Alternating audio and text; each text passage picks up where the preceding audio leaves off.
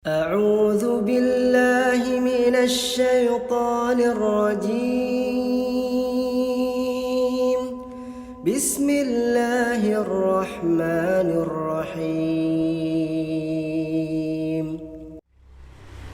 بسم الله الرحمن الرحيم الحمد لله رب العالمين والصلاة والسلام على أشرف الأنبياء والمرسلين وعلى آله وأصحابه ومن اهتدى بهديه إلى يوم الدين سبحانك لا علم لنا إلا ما علمتنا إنك أنت العليم الحكيم اللهم إنا نسألك علما نافعا ورزقا طيبا وعملا متقبلا اللهم إنا نعوذ بك من علم لا ينفع ومن قلب لا يخشع ومن نفس لا تشبع ومن دعاء لا يسمع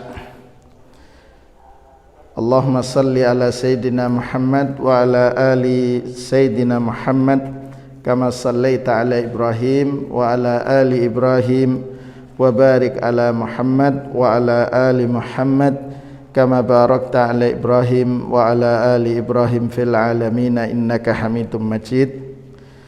Bapak Ibu sekalian yang dirahmati oleh Allah, pagi ini kita lanjutkan kembali kajian tafsir surat An-Nisa. Setelah pekan kemarin kita hentikan sejenak, tetapi hari ini kita lanjutkan kembali insyaallah. Dan pagi ini kita memasuki ayat yang ke-103 dari surat An-Nisa, dan mudah-mudahan kita bisa sampai di ayat yang ke-105. Allah Subhanahu wa taala berfirman, A'udzu billahi minasyaitonir rajim. Fa idza qadaytumus salata fadhkurullaha qiyaman wa qu'udan wa 'ala junubikum fa idza ma'nantum fa aqimus salah Inna salata kanat 'alal mu'minina kitaban mawquta wa la tahinu fi ibtigha'il qaum in takunu ta'lamuna fa innahum ya'lamuna kama ta'lamun wa tarjuna minallahi ma la yarjun wa kana Allahu 'aliman hakima.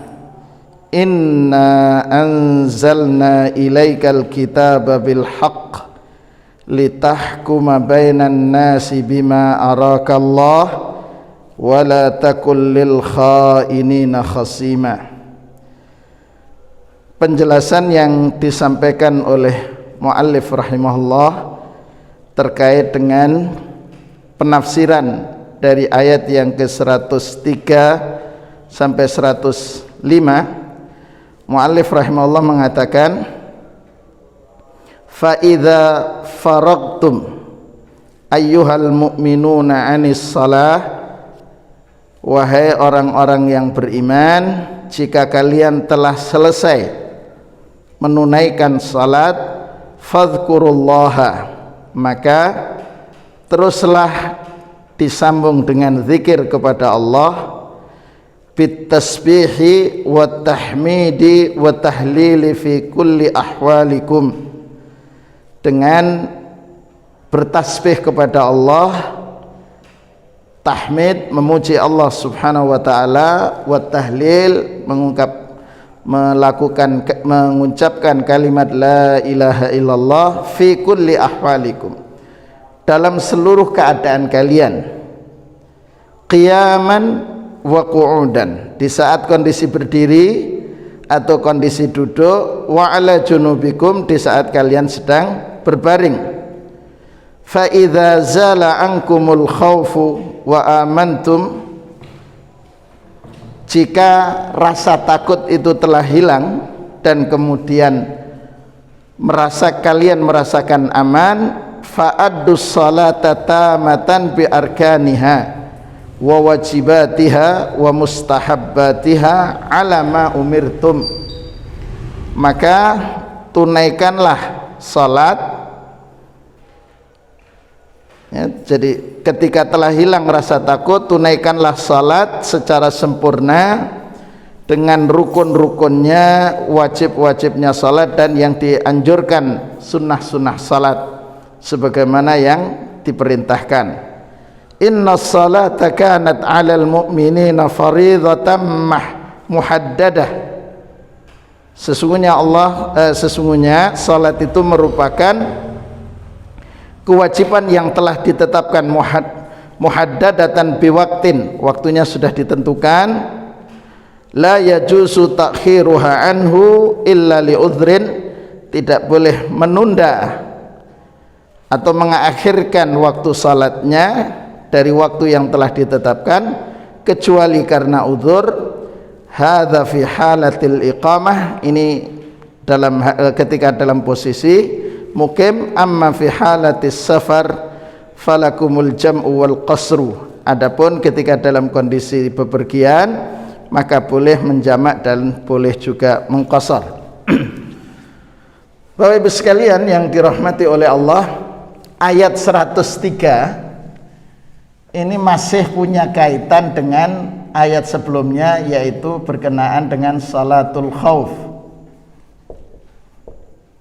salat dalam kondisi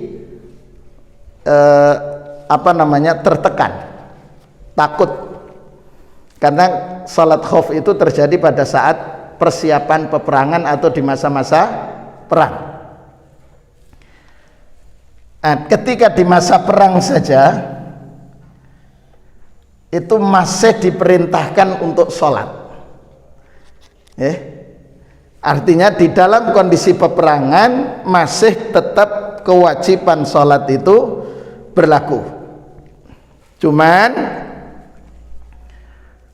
ada kaifiyahnya, ada kaifiyah khasah, ada tata cara khusus dalam pelaksanaan sholat khauf yang kita jelaskan pada beberapa waktu yang lalu.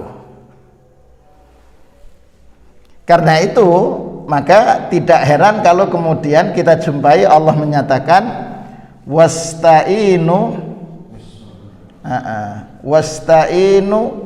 bis sabri wassalah,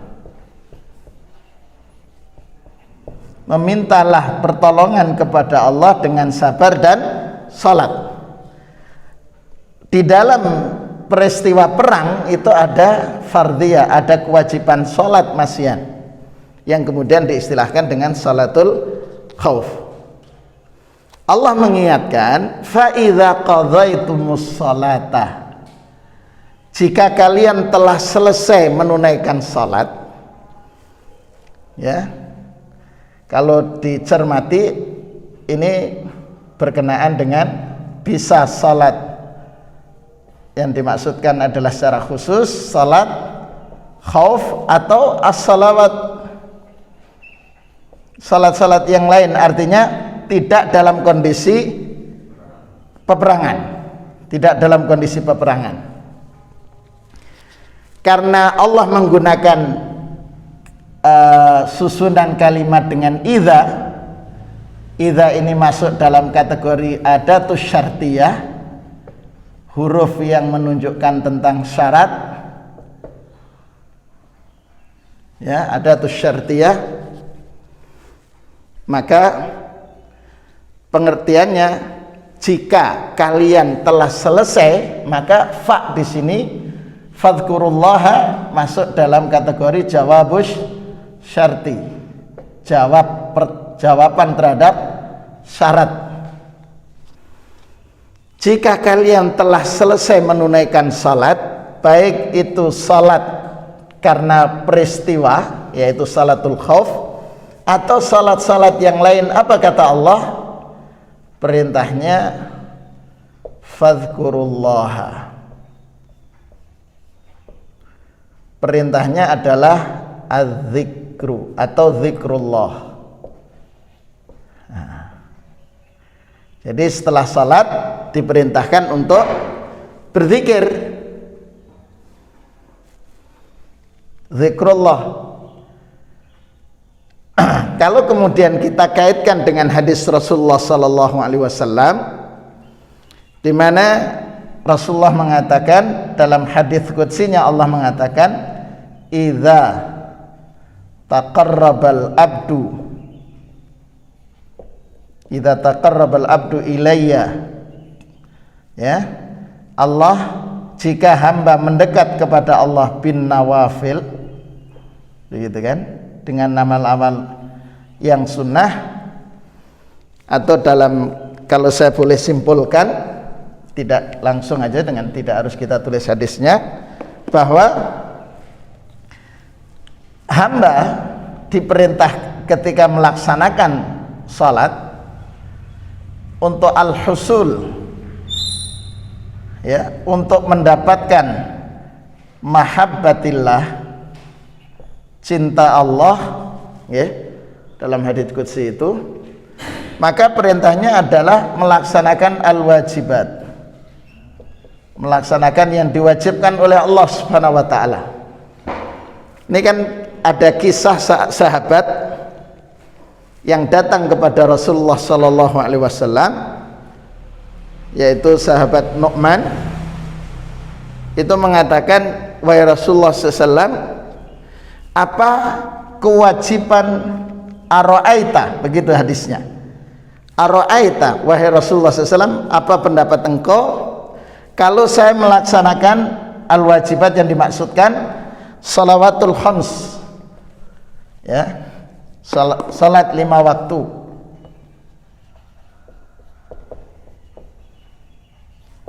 Kalau saya melaksanakan salat 5 waktu, wasumtu ramadhana, siam Ramadan,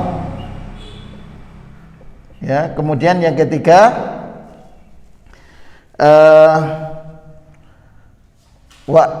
wa atuz zakah, yaitu itaiz zakah. Ada riwayat yang lain tambahannya wal hajj in istata', haji jika mampu, idza istata'. Kalau saya melaksanakan salat 5 waktu, kemudian puasa Ramadan, melaksanakan zakat, kemudian haji jika mampu, a'adkhulul jannah, kata dia mengatakan a'adkhulul jannah, apakah saya masuk surga, begitu pertanyaannya. Rasulullah SAW mengatakan ya. Nah, artinya apa Bapak Ibu sekalian dari hadis ini? Bahwa untuk mendapatkan cinta Allah, ya, itu harus melaksanakan kewajiban-kewajiban yang Allah perintahkan, gitu, adkhulul jannata, begitu kan, harus melaksanakan kewajiban-kewajiban yang diwajibkan oleh Allah. Kemudian di dalam hadits qudsi itu dikatakan, ketika hamba mendekat kepada Allah bin nawafil, ya, maka berarti hamba itu menjadi orang yang dicintai oleh Allah Subhanahu wa taala.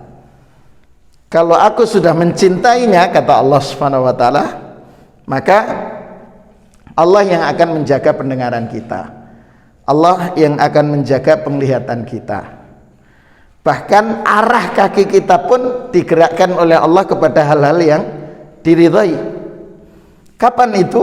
Ketika sudah mendapatkan cinta Allah. Karena kalau sudah mendapatkan cinta Allah, dengan melaksanakan perintah Allah, artinya ingin mendapatkan cinta Allah, maka kalau seandainya manusia itu membencinya, Allah akan memberikan jalan kepada manusia tersebut untuk cinta kepadanya. Begitu juga sebaliknya, kalau ingin mendapatkan cinta manusia dengan membuat kemurkaan Allah, maka Allah akan memberikan jalan kepada manusia tersebut nantinya untuk kemudian tidak lagi dicintai oleh manusia. Nah, Bapak Ibu sekalian yang dirahmati oleh Allah, ayat ini menyatakan bahwa ketika kita sudah selesai melaksanakan kewajiban, secara khusus di sini salat, baik waktu itu berkenaan dengan salatul khauf atau salat yang lainnya, fadhkurullaha, maka tetaplah berzikir kepada Allah, zikrullah. Kalau mengacu kepada hadis Mu'adz, di antara bentuknya adalah Allahumma a'inni ala zikrika, a'inni ala zikrika wa syukrika wa husni ibadatik. Itu yang diajarkan Rasulullah kepada Mu'adz bin Jabal. Kenapa? Karena memang diperintahkan oleh Allah di sini, fadhkurullaha, maka teruslah berzikir kepada Allah Subhanahu wa taala. Untuk berzikir kepada Allah dalam segala hal, dalam segala kondisi, itu kita tidak mampu kecuali atas maunah dari Allah. Karena itu Rasulullah SAW berpesan kepada Mu'adz bin Jabal, jangan meninggalkan setiap selesai menunaikan salat kecuali membaca Allahumma a'inni ala zikrika, ya Allah bantulah aku untuk terus mengingatmu. Kapan? Ketika dalam kondisi qiyaman, berdiri, wa qu'udan, di saat sedang duduk, wa ala junubikum, ketika sedang berbaring sekalipun. Ya. Jadi kita tidak akan mampu melaksanakan zikir dalam 3 kondisi itu kalau tidak mendapatkan maunah dari Allah. Wa syukrika, karena itu lanjutannya, bantulah aku untuk selalu mensyukuri karuniamu ya Rabb. Karunia Allah sangat banyak, termasuk mensyukuri karunia Allah, mendapatkan maunah untuk mengingat Allah. Ya. Kemudian lanjutannya dalam doa, wa husni ibadatik, ya Allah bantulah aku untuk memperbagus kualitas ibadahku kepadamu. Kenapa Bapak Ibu sekalian? Syukur ini bagian daripada ibadah, zikir bagian daripada ibadah. Tetapi itu semua tidak akan kita bisa laksanakan dengan baik tanpa ada maunah dari Allah Subhanahu wa taala. Karena itu kita diminta oleh Rasulullah SAW melalui hadis Jibril untuk apa? Untuk selalu memohon pertolongan Allah. Fa idza qadhaitumus salata fadhkurullaha qiyaman wa qu'uda. Jadi zikirnya kepada Allah di saat qiyaman, dalam kondisi berdiri, qu'udan, di saat dalam kondisi duduk, wa ala junubikum, di saat kondisi berbaring. Ini harus dalam kondisi zikir. Fa idzat ma'nantum, ini Bapak Ibu sekalian, kalau kalian sudah merasakan ketenangan, ya, makanya Allah menyatakan ala bidzikrillah, ala bidzikrillahi tatmainnul qulub. Ketahuilah dengan zikir kepada Allah hati-hati itu akan tenang. Kita bisa bayangkan dalam kondisi peperangan, jadi ada was-was, ada perasaan nanti juga dibunuh oleh orang musuh, tapi di saat bersamaan dia harus juga melakukan pembelaan terhadap agamanya. Makanya di situ memungkinkan akan terjadi qalaq, kegalauan, kegelisahan. Karena itu kata Allah, terus meskipun sudah selesai sholat, dan sholat itu bagian dari zikir kepada Allah, maka terus lanjutkan dengan zikir kepada Allah, baik dalam kondisi, kalau ibaratnya waktu itu dalam kondisi perang, dalam kondisi di tengah medan perang, terus wa qu'udan, atau di saat sedang istirahat sebentar, wa ala junubikum, atau ketika kalian di malam harinya istirahat. Karena etika peperangan di masa itu adalah berperangnya di siang hari, malam hari istirahat. Allah ingatkan, fadhkurullaha qiyaman wa qu'udan wa ala junubikum fa idzat ma'nantum, kalau kalian sudah merasakan ketenangan atau memang sudah selesai terjadinya perang, sehingga kemudian tidak muncul was-was mendapatkan serangan musuh secara tiba-tiba, fa'aqimus shalah, maka tunaikan salat. Jadi Bapak Ibu sekalian, kenapa kok masih ada perintah di sini? Perintah untuk salat nggih di ayat ini, padahal sudah menunaikan salat. Fa'aqimus shalah gitu ya. Ada perintah di sini. Karena bisa jadi Bapak Ibu sekalian, ketika salat atau di medan perang atau di saat kondisi khauf, salatul khauf, maka aktivitas pelaksanaan salat tidak bisa tumakninah secara maksimal.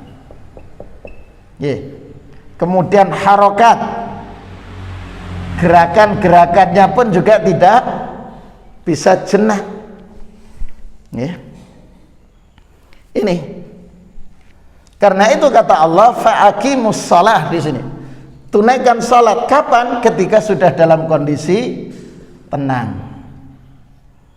Ya, kondisi al-amnu. Kondisi aman, tunaikanlah salat. Ketika sudah dalam kondisi aman, tunaikan salat dengan tumakninah. Jadi tidak tergesa-gesa. Kemudian ditunaikan sesuai dengan rukun-rukunnya. Rukun-rukun salat. Kemudian wajibatuha, kewajiban-kewajiban, bahkan mustahabbatuha, yang disunnahkan. Contoh, kewajiban kita dalam doa itu kan minimal sekali, gitu, dalam doa-doa zikir. Tapi pada saat mustahabbat, ya boleh ditambah 3 kali begitu. Ini, jadi fa'idzat ma'nantum fa'aqimus shalah. Tunaikanlah salat dengan maksimal. Ya, tunaikan dengan salat secara maksimal. Kenapa? Allah menutup inna salata ka'anat 'alal mu'minina kitaban mauqutah. Ini memberikan isyarat para jamaah sekalian bahwa pada saat pelaksanaan sholatul khauf itu tidak tepat waktu. Artinya mungkin agak ada penundaan gitu nggih pelaksanaannya. Mestinya di awal waktu seperti hari ini subuh sudah azan jam 3.46 azan subuh. Waktu itu karena umpamanya di medan perang, maka bisa jadi sholatnya itu agak mundur menjadi jam 4:30 atau jadi agak mundur dari waktunya. Karena itu kata Allah fa'aqimus shalah, karena sudah dalam kondisi aman, ya, maka tunaikanlah syarat dengan tumakninah, tunaikan sesuai dengan rukun-rukunnya, ditunaikan sesuai dengan kewajibannya, bahkan yang mustahabbat. Termasuk di sini dari sisi al-awqat, waktu-waktu. Ada waktu-waktu yang afdhaliyah gitu dalam salat. Ada yang waktu biasa, dalam artian afdhaliyah itu seperti umpamanya isya. Nggih, isya. Isyanya Rasulullah SAW kadang mengakhirkan. Jadi isyanya diakhirkan tetapi tidak dalam kondisi tidur terlebih dahulu. Gitu. Itu contoh. Kemudian subuh dianjurkan di awal waktu. Allah menutup firman-Nya, "Innas salata kanat 'alal mu'minina kitaban mauquta." Karena sesungguhnya salat itu untuk orang mukmin sudah ditentukan waktu-waktunya. Ini bagi mereka yang dalam kondisi mukim. Untuk musafir gitu, orang dalam kondisi safar itu ada rukhsah, ada keringanan, bisa dengan takdim, bisa dengan takhir. Bisa juga ini semua dilaksanakan dengan al-qasru, qasar. Itu untuk musafir. Berarti waktunya tidak di waktu yang telah ditentukan. Maksudnya seperti contoh mentakdim salat zuhur dan asar. Jadi zuhur dilaksanakan di waktu zuhur, cuman asar dimajukan waktunya di waktu zuhur. Takhir salat zuhur dilaksanakan di waktu asar. Untuk musafir boleh takdim, boleh takhir dan qasar. Dan ini merupakan rukhsah dari Allah.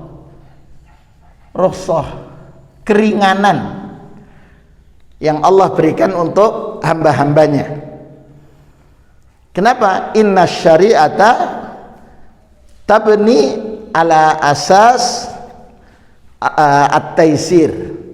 Karena syariat Islam itu Allah bangun dengan konsep memudahkan. Yuridullahu bikumul yusra.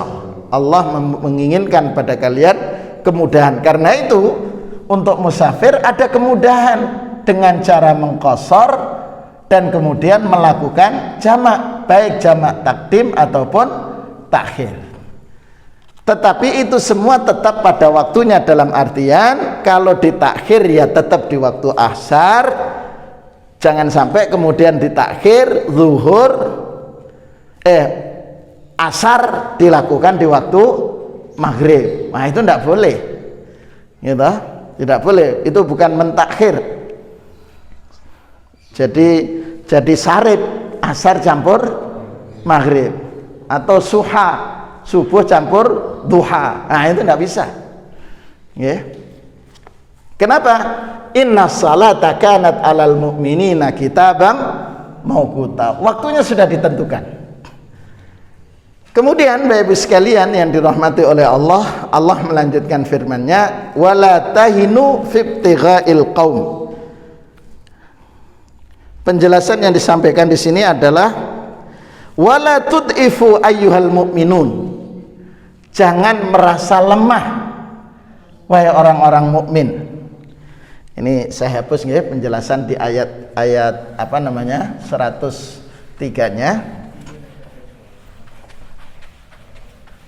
Allah Subhanahu wa taala melanjutkan di ayat 104, wala tahinu fibtigha'il qaum. Wala tahinu ay wala tud'ifu. Wala tud'ifu. Jangan merasa lemah fibtigha'il qaum. Ya, jangan merasa lemah dalam mengejar musuh. Ini Bapak sekalian, kalau kita coba kaitkan, berkaitan erat dengan peristiwa perang Uhud, Ghazwatu Uhud. Ya. Sebelum Uhud ada namanya Ghazwatu Badrin. Ya, perang Badar ada dua, ada perang Badar Sughra atau yang pertama, kemudian ada yang Kubra. Kubra ini terjadi di bulan Ramadan tahun kedua Hijriah. Nah, pada saat peristiwa perang Badar Kubra ini kan ada latar belakang yang menjadi sebab kenapa orang musyrikin berambisi untuk terus berperang, perang itu ya.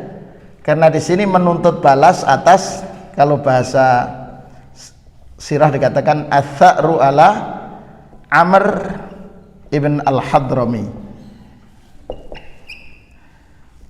Jadi ingin melakukan tuntutan atau menuntut balas atas kematian Amr bin al-Hadrami pada saat peristiwa perang Sariyah, namanya Sariyah al-Usyairah. di mana Amr bin Al-Hadrami ini dibunuh oleh Waqid, sahabat Waqid, ya, dengan tombak, lempar kena mati, terbunuh. Pada saat peristiwa perang Badar Kubro ini, jumlah orang musyrikin kan tokoh-tokohnya ada 70 yang terbunuh, 70 yang tertawan. Belum lagi ghanimah, rampasan perang. Ya, ghanimah. Tokoh-tokoh pembesar mereka terbunuh pada saat peristiwa perang Badar. Karenanya kemudian mereka melakukan balasan dengan peristiwa perang Uhud dengan jumlah pasukan yang lebih besar. Pada saat perang Uhud itu terjadi dua sesi. Sesi yang pertama diperoleh kemenangan oleh kaum muslimin, an-nasru lil muslimin, perang. Kemudian yang kedua, setelah kemudian turunnya pasukan panah dari Jabal Rumat, di sini kemudian al-ghalabah alal muslimin, kaum muslimin mengalami kekalahan. Kekalahan kaum muslimin dengan apa? Salah satunya terbunuhnya Hamzah dan beberapa syuhada di Uhud, termasuk di dalamnya adalah Mus'ab bin Umair, ya, Mus'ab bin Umair ini gugur sebagai syuhada. Lah, ketika peristiwa ini banyak kaum muslimin yang terluka, termasuk Rasulullah SAW. Rasul terluka, bahkan gigi beliau juga patah begitu ya, dengan tindakan yang dilakukan oleh musyrikin. Dalam kondisi luka ini kemudian Rasulullah SAW diperintahkan oleh Allah. Kenapa? Karena orang-orang musyrikin ingin melakukan serangan masian dengan isu yang berkembang menyerang Madinah. Karena ingin menyerang Madinah, maka Rasulullah SAW memberangkatkan, terus berangkat mereka yang terlibat pada saat peristiwa perang Uhud untuk pengejaran yang kemudian di Hamraul Asad. Rasulullah masih mengejar musuh. Ini Allah mengatakan wala tahinu fi ibtigha'il qaum, jangan merasa lemah dalam mengejar musuh. Begitu. Bayangkan Bapak Ibu sekalian, dalam kondisi terluka, belum sembuh lukanya, baru saja mengalami kekalahan, kemudian diperintahkan untuk berangkat. Muncul ya rasa mungkin agak berat sedikit barangkali. Karena itu Allah mengatakan wala tahinu fi ibtigha'il qaum, jangan merasa lemah dalam mengejar musuh. In takunu ta'lamun, karena itu ini qiraah ya, bacaan Quran. Qiraah itu harus jelas mana huruf ain dan mana huruf hamzah, alif, hamzatul qati.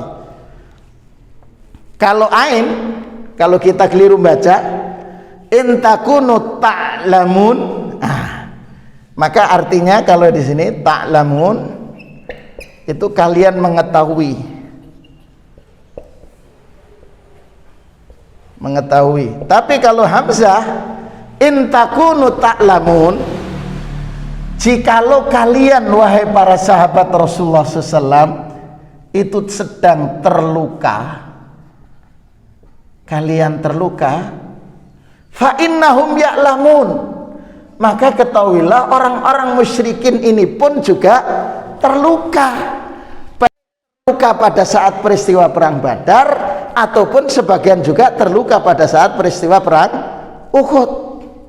Jadi in takunu ta'lamun, kalau kalian dalam kondisi terluka, fa innahum ya'lamun, mereka juga pun pernah terluka dan terluka juga pada perang Uhud. Karena itu kata Allah wala tahinu, jangan merasa lemah, ya kan? Kama ta'lamun, mereka juga pernah terluka sebagaimana kalian terluka, merasakan sakit. Tetapi kata Allah, yang membedakan mereka berperang ini ghardud dunyawi, tujuannya adalah ad-dunyawi, dunia. Sedang kalian watarjuna minallahi ma la yarjun. Kalian berperang di sini untuk i'la kalimatillah, untuk meninggikan agama Allah. Karena itu yang kalian cari adalah rahmat Allah. Ma la yarjun, yang tidak mereka dapatkan, mereka cari.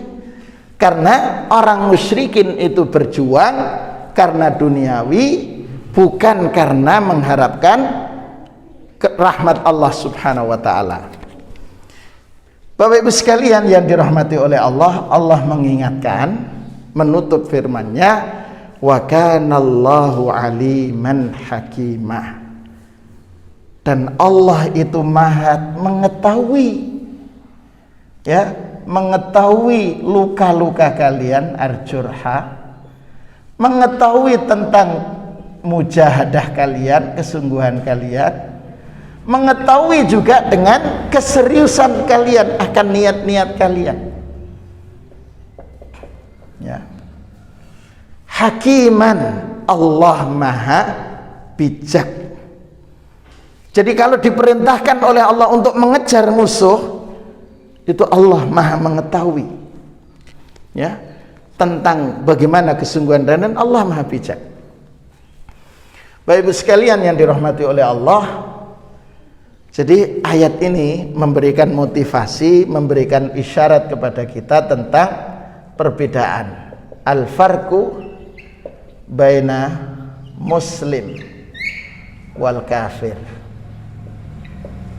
Muslim, ya, tujuannya, al-hadaf al-asasi, tujuan utamanya adalah rahmatullah, mengharap kasih sayang Allah. Yang kedua, orang muslim tujuannya i'la kalimatillah, meninggikan kalimat Allah, gitu kan. Kalau kafir,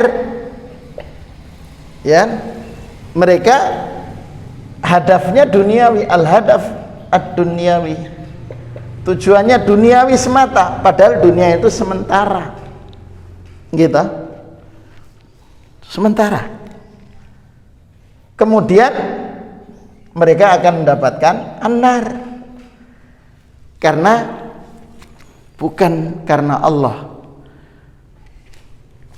Kenapa neraka? Karena di sini bukan i'la kalimatillah, tetapi i'la'il batil, ingin meninggikan kebatilan.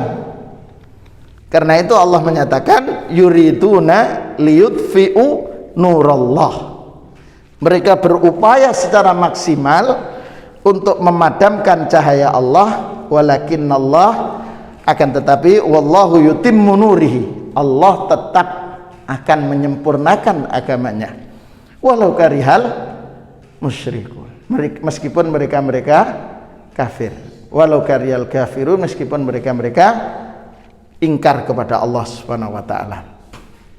Bapak Ibu sekalian yang dirahmati oleh Allah,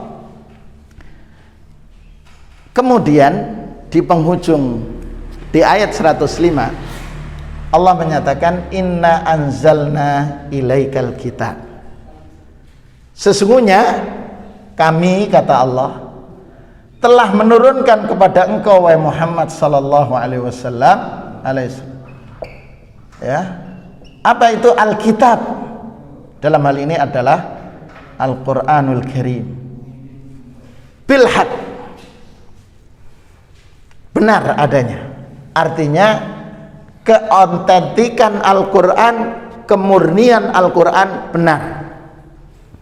Untuk apa? Al-Quran ini dijadikan sebagai litahkuma bainan nas. Jadi Al-Quran ini sebagai masdarul hukmi, sebagai sumber dari segala sumber hukum, masdarul hukmi.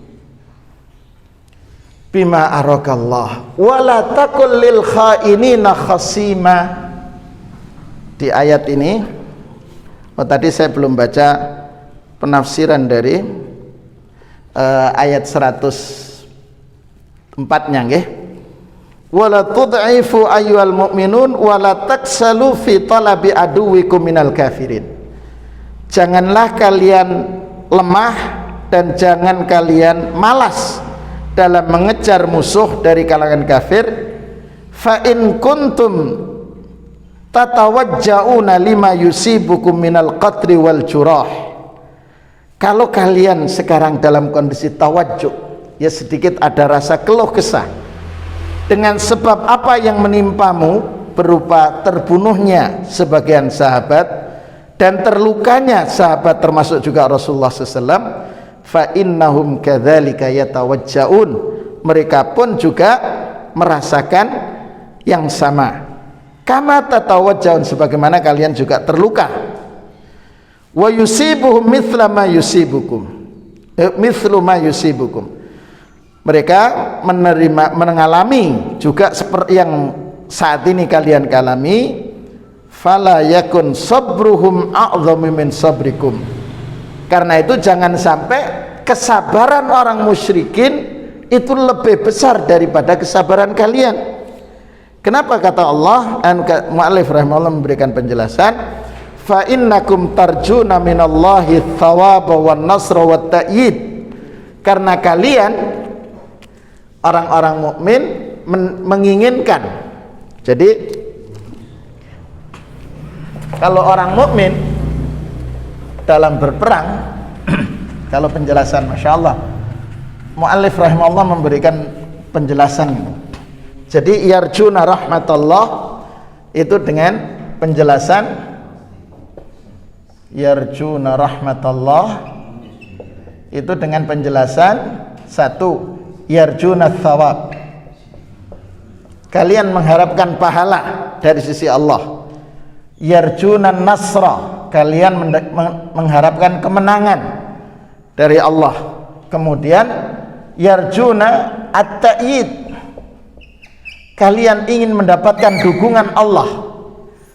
Ya, malah yarjun, yang harapan-harapan ini tidak ada pada orang-orang kafir, karena kafir hanya dunia saja. Itu malah yarjun.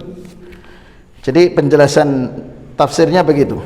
Wa kana Allahu aliman bi ahwali ibadihi. Allah Maha mengetahui dengan ahwal, seluruh kondisi hambanya, baik dalam kondisi sehat, al-qatla yang terbunuh, atau al-jurha yang terluka, itu semua diketahui oleh Allah. Aliman bi ahwalihi. Kemudian hakiman fi tadbirihi wa tashri'ihi. Allah Maha bijak dari sisi pengaturannya dan termasuk syariatnya. Kenapa kalian tetap diperintahkan berangkat? Itu Allah mengetahui tentang hikmah itu semua.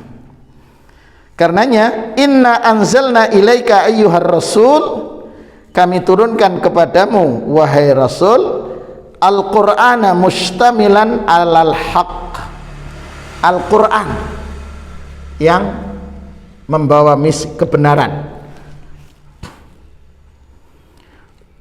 Litufsila bainan nasi fi kulli syu'unih.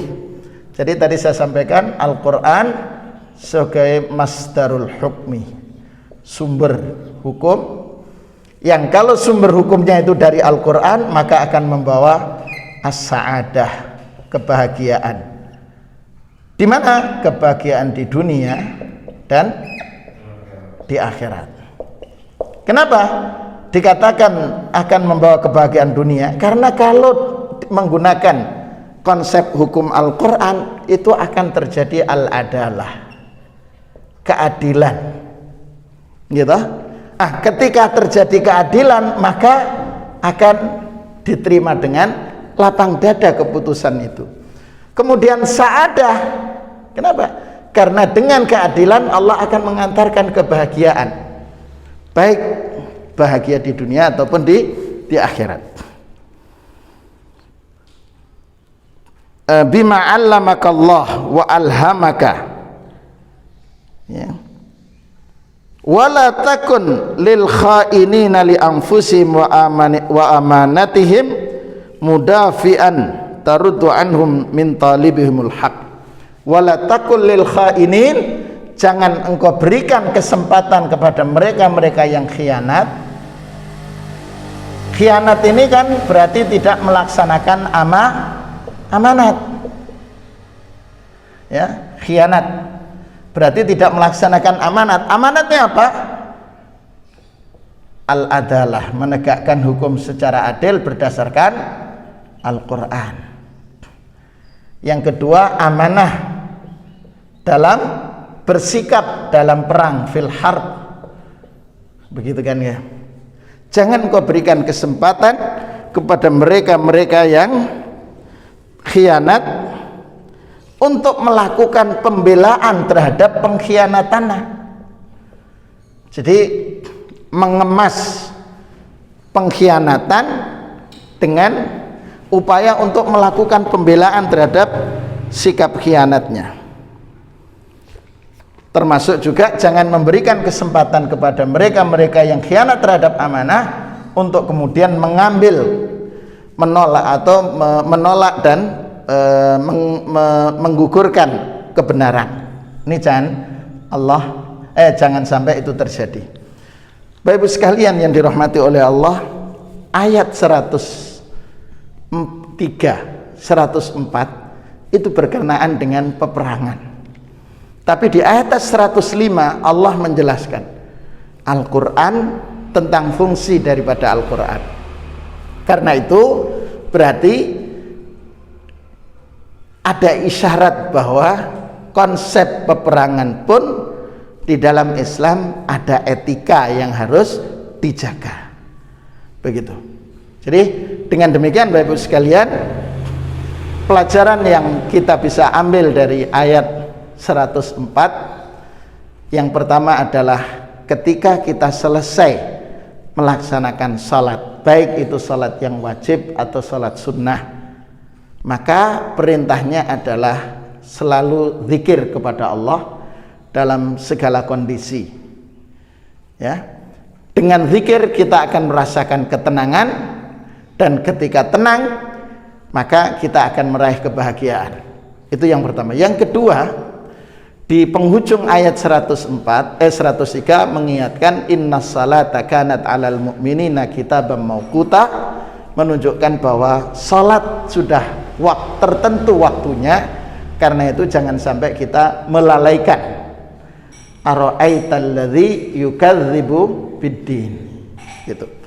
Kemudian yang kedua, yang ketiga Bapak Ibu sekalian, Allah mengingatkan kepada kita bahwa ketika kita berjihad di jalan Allah, itu menjadi pembeda antara jihad atau aktivitas yang dilakukan oleh orang yang tidak beriman.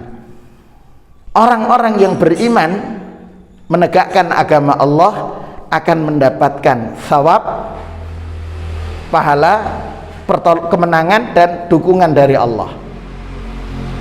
Ini yang tidak didapatkan atau diperoleh oleh orang-orang yang tidak beriman.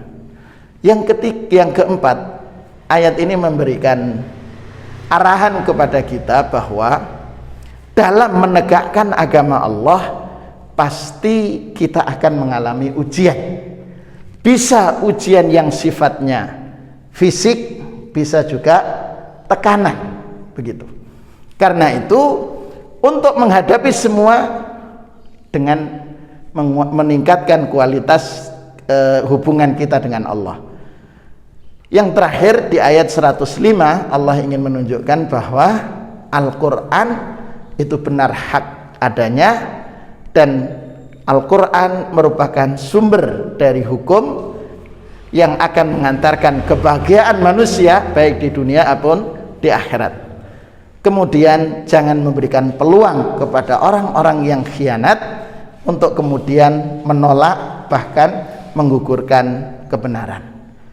Inilah Bapak Ibu sekalian yang pelajaran-pelajaran berharga yang dapat kita ambil dari ayat 103, 104 dan 105. Mudah-mudahan kajian yang kita lakukan di pagi yang cerah ini Allah catat sebagai amal kebaikan kita. Allah jadikan sarana Allah untuk menghapuskan kesalahan-kesalahan kita, meninggikan derajat kita di sisi Allah Subhanahu wa taala, dan mudah-mudahan menjadi pengantar kita untuk istiqamah di jalan Allah sampai Allah mengantarkan kita insyaallah menjadi orang-orang yang husnul khatimah. Amin amin ya rabbal alamin. Kita akhiri dengan doa kafaratul majlis. Subhanakallahumma wa bihamdika asyhadu an la ilaha illa anta astaghfiruka wa atubu ilaik. Walafu minkum. Assalamualaikum warahmatullahi wabarakatuh.